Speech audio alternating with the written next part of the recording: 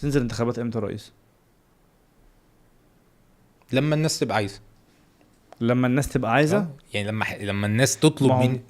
انا ما عنديش الرغبه، يعني ما عنديش الرغبه، ما عنديش فتحت الموضوع ده مع مستشار؟ كلمته دردشته فيه حتى؟ انا بص يا عبد لا الرحمن، يعني مفيش مره قلت له كده انا في يوم من الايام ممكن انزل انتخابات، قال لك مثلا ليه لا؟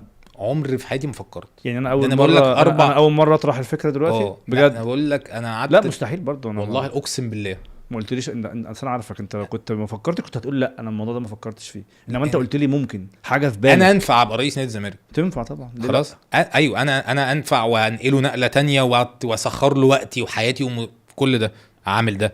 وبتفهم في لعبه الانتخابات بحكم الوراثه. انا مش بقى مقتنع، انا مقتنع بايه؟ ان لازم انك تطلب مش تلح، مش هطلب مبايعه برضو، انا مش عايز حد الناس تبايعني، بس هو في الاخر ايه؟ انت هتيجي دلوقتي تشتغل، انت في الاول مرحله انك تشتغل. التعليقات يا جماعه شوفوا عايزين امير يتقال لك انت ايه خبراتك، لو في 100 كومنت تنزل انتخابات.